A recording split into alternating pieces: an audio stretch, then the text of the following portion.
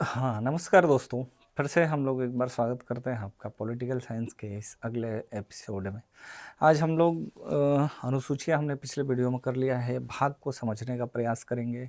जो बहुत सारे बच्चों का ये कहना होता है कि जो भाग हैं संविधान के 22, इन भागों को हम याद नहीं कर पाते हैं या भागों को समझने में परेशानी होती है। तो आपकी इस परेशानी को आज बहुत ही कम समय में दूर करने का प्रयास करेंगे, ताकि जो भाग हैं 1 से लेकर 22 तक आपको ज़ुबानी याद हो जाए कि किस भाग में क्या है और किस अनुच्छेद से लेकर के और किस अनुच्छेद तक इसका उल्लेख है। तो बड़ा ही अच्छा टॉपिक है। अगर आप लोग मेरे साथ बने रहेंगे तो मैं पूरा प्रयास करूंगा कि आपको समझ आ जाए। देखिए, सबसे पहले संविधान में जो 395 अनुच्छेद हैं, जिनको हम आर्टिकल्स कहते हैं, इनको हमने 22 भागों में बांटा है, यानी आप भागों को अध्याय कह सकते हैं। अगर आपसे ये कहा जाए कि 395 अनुच्छेदों को कितने अध्यायों में बांटा गया है, तो 22 अध्यायों में बांटा गया है, ऐसा हम बोल सकते हैं। तो देखिए, सबसे पहले अगर हम लोग शुरू करते हैं तो 1 2 3 4 5 तक लगभग हर बच्चे को याद होता है। जैसे अगर भाग 1 की बात करें, भाग 2 की बात करें, भाग 3 की बात करें और भाग 4 की बात करें, और एक आता है क्या, भाग 4 क भी है, और भाग 5। देखिए, यहाँ तक अगर हम लोग देखें तो लगभग लगभग सभी को याद रहता है या पता रहता है कि भाग 5 तक क्या है। भाग 1 में जैसे संघराज्य, दूसरे में नागरिकता, तीसरे में मौलिक अधिकार, चौथे में डीपीएसपी नीति निर्देशक तत्व, 4 का में मौलिक कर्तव्य और 5 में कार्यपालिका है, केंद्र की कार्यपालिका है। अगर हम यहाँ तक देखें तो अनुच्छेदों को भी याद कर लेते हैं, लेकिन समस्या 6 से 7 से 8 से यहाँ से शुरू होती है कि किसमें क्या है। जैसे निर्वाचन किसमें, आपातकाल किसमें, संविधान संशोधन किसमें है, इस तरह के सवाल, केंद्र राज्य संबंध किसमें, इस तरह के क्वेश्चन आपसे पूछे जाते हैं। तो देखिए, अनुसूची हो, भाग हो या अनुच्छेद हो, पहले ही बता चुका हूं कि अगर बात एक की करें तो संघ और राज्य का उल्लेख ही मिलेगा। संघ और राज्य यानी भारत क्या है, तो छोटे छोटे संघों से मिलकर के बना है, राज्यों से यानी कि यूनियन ऑफ स्टेट है। 2 में बात करें तो 2 में क्या है, तो नागरिकता है। 3 में बात करें तो तीसरे में फंडामेंटल राइट्स, याद रखिएगा, इसको हम मौलिक अधिकार कहते हैं।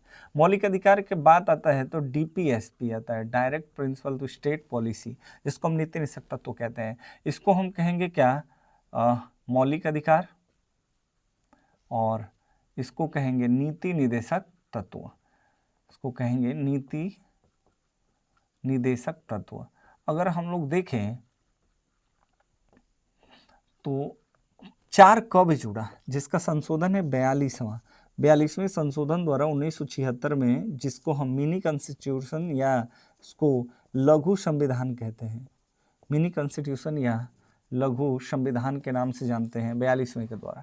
इसी के द्वारा जुड़ा था क्या, मौलिक कर्तव्य, इसी के द्वारा जुड़ा था मौलिक कर्तव्य। आप 5वें की बात करें तो इसमें है क्या, केंद्र की कार्यपालिका, यानी सबसे बड़ा भाग है और सबसे ज़्यादा आर्टिकल हैं, 101 अनुच्छेद इसमें है। अगर हम अनुच्छेदों की बात करें तो 1 से लेकर के और 4 अनुच्छेद तक भाग 1 में आता है संघ और राज्य में, 5 से लेकर के 11 तक भाग 2 में आता है सिटीजनशिप या नागरिकता, भाग 3 में 12 से लेकर के 35 तक, 12 से 35 तक मौलिक अधिकार आता है, जो 6 मौलिक अधिकार है, समता समानता का, स्वतंत्रता का, शोषण के विरुद्ध, धार्मिक स्वतंत्रता, शिक्षा, साहित्य और संवैधानिक उपबंध। उसके बाद भाग 4 में अगर आप आएंगे तो ये 36 से लेकर के 51 तक है। अगर हम लोग देखें तो जो हमारा 51 क या भाग 4 क है, इसको हम 51 क आर्टिकल में रखते हैं, और 52 से लेकर के और 151 तक, यानी कि 101 अनुच्छेद के अराउंड ये पहुंच जाता है भाग 5, यानी कि इसमें केंद्र की कार्यपालिका। इसको 5 भागों में बांट के पढ़ते हैं, राष्ट्रपति से लेकर के पूरी संसद प्रक्रिया है, और सीएजी तक इसका उल्लेख आपको देखने को मिलता है। तो भाग 1, भाग 2, भाग 3, भाग 4, भाग 5, 4 का और भाग 5, यहाँ तक लगभग लगभग आप सबको याद रहता है। आगे हम प्रयास करेंगे कि जो बाकी भाग हैं, यानी 6 में अगर देखें तो वही राज्य की कार्यपालिका है। ये भी बड़ा इजी है, कोई बहुत ज़्यादा कठिन बात नहीं है। जैसे केंद्र की कार्यपालिका है, उसी तरह से राज्य की भी कार्यपालिका है, राज्य की कार्यपालिका। अगर हम थोड़ा सा दिमाग पे जोर दें तो आपको पूरी तरह से ये याद हो जाएगा, यानी कि 152 से लेकर के और आपका कहाँ तक है ये, तो 237 तक है, 237 अनुच्छेद तक है। तो देखिए भाग 1 में संघराज्य, दूसरे में नागरिकता, तीसरे में मौलिक अधिकार, चौथे में नीति सत्तात्व, 4 में मौलिक कर्तव्य, 5 में कार्यपालिका और 6 में राज्य की कार्यपालिका है। अब बात करते हैं भाग 7 की। तो भाग 7 समाप्त है। आप कहीं भी देखते हैं तो लिखा रहता है कि निरसित है। यानी कि एक और बात आप याद रखिएगा, ये सभी के सभी रोमन अंक में आते हैं, 1 2 ऐसे लिख के आएगा। कभी भी भाग आएगा तो रोमन अंक में ही आएगा, ये याद रखिएगा। हम समझने के लिए इस तरह से अंक में, नंबर में लिख करके पढ़ रहे हैं, लेकिन अगर सवाल आपके एग्जाम में देखने को मिलेगा तो हमेशा रोमन अंक में ही आएगा। आगे हम लोग देखें, प्रयास करें समझने का। तो भाग 7 में वही पहले जो ABCD के आधार पर राज्य बने थे उन्हीं का उल्लेख मिलता है, यानी ब्रिटिश राज्य और केंद्र शासित जो यूनियन टेरिटरी थी और कुछ प्रांत थे, रियासतें थी, इन्हीं का उल्लेख था। जो 7वां संशोधन 1955 में बनता है, यानी फजल अली आयोग के अध्यक्षता में जो 14 राज्य 6 केंद्र शासित प्रदेश बने, उसके बाद से इस भाग को समाप्त कर दिया गया था पूरी तरीके से। आगे हम लोग अगर ध्यान देते हैं तो 7वें के बाद 8वां से शुरू होगा। देखिए अब हम 8, 9, 10, 11, 12, 13, 14, 15, 16, 17, 18, 19, 20, 21 और 22 भागों को समझेंगे। तो इनको समझने के लिए हम लोग क्या करते हैं कि भाग 8 से लेते हैं। तो देखिए भाग 8 जो है इसमें क्या है, तो केंद्र और राज्य का उल्लेख है।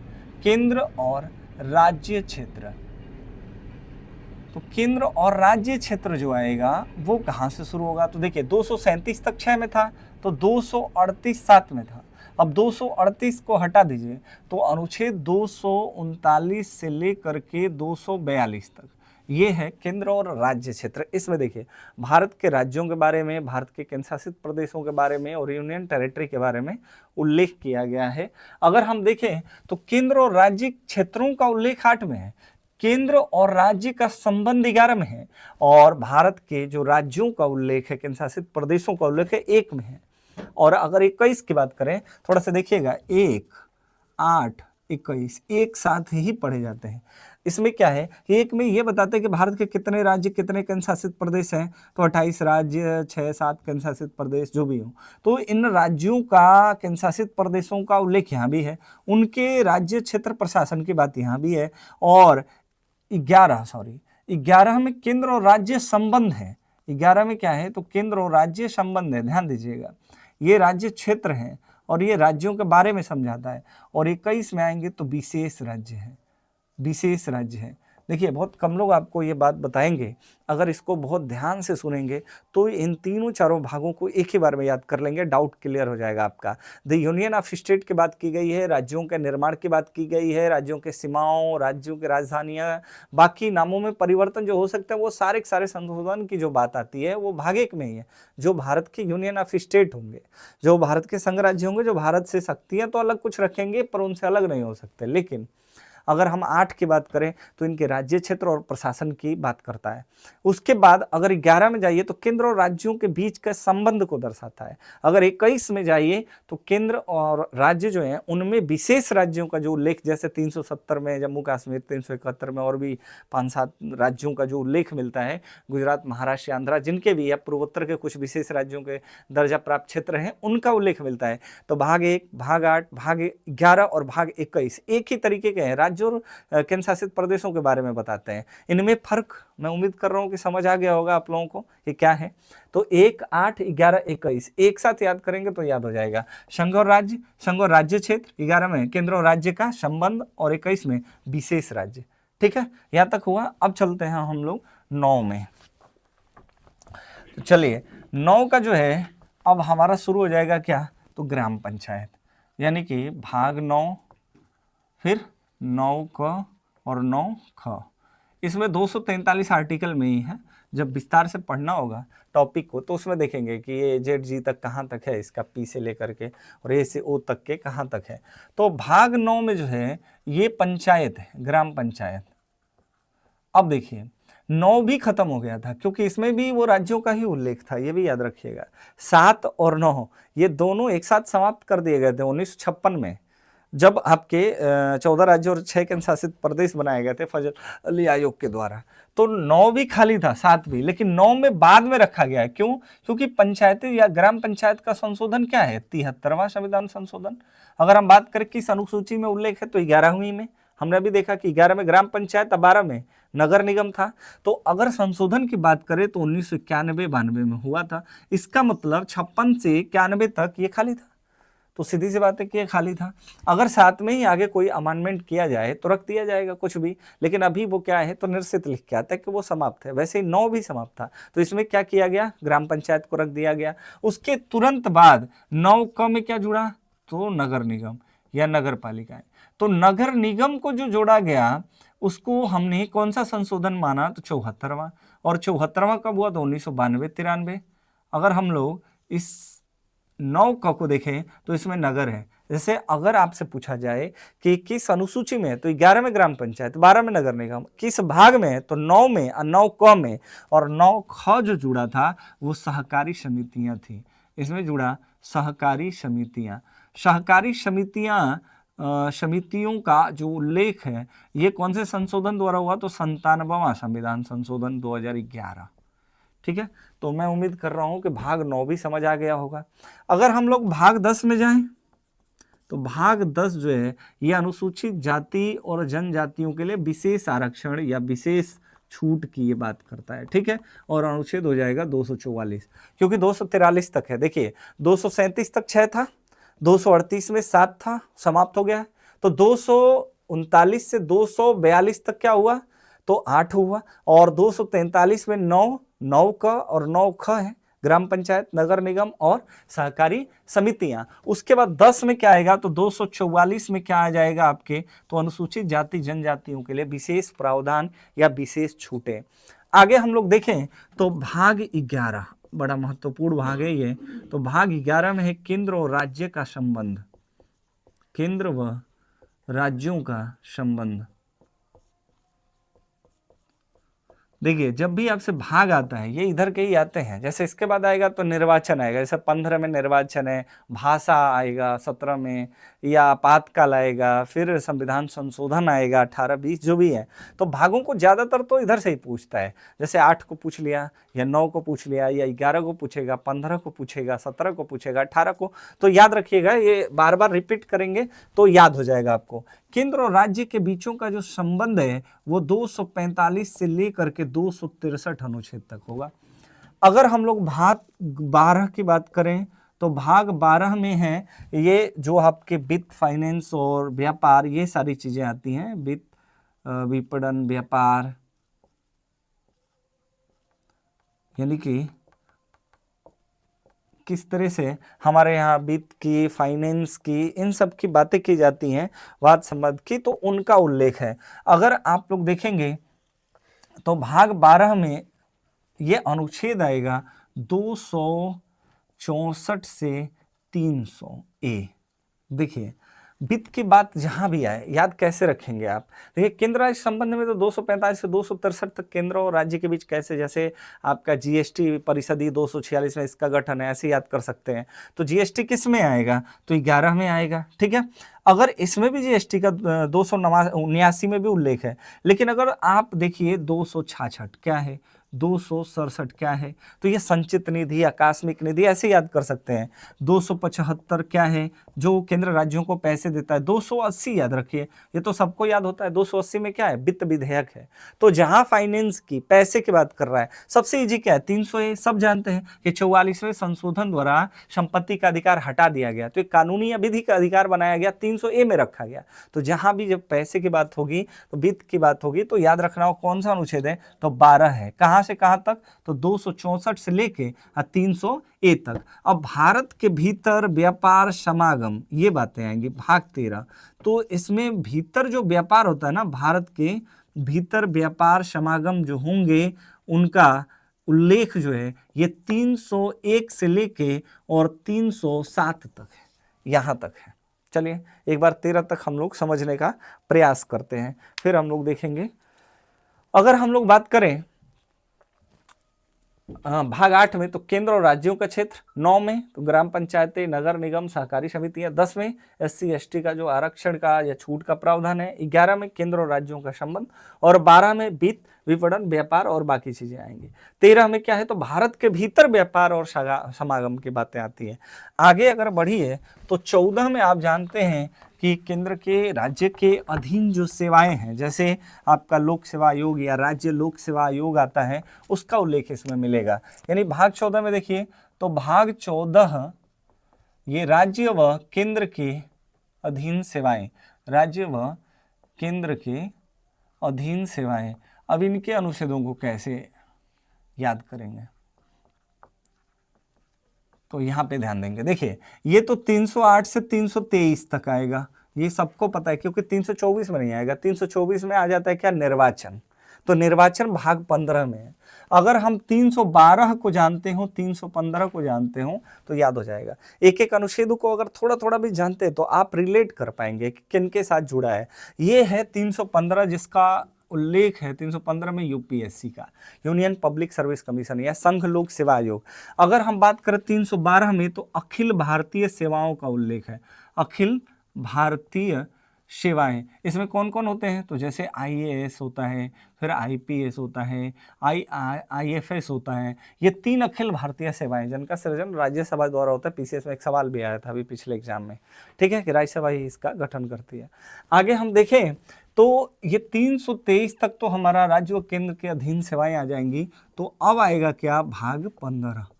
देखिए भाग 15 में बड़ा महत्वपूर्ण भाग है, निर्वाचन का उल्लेख है।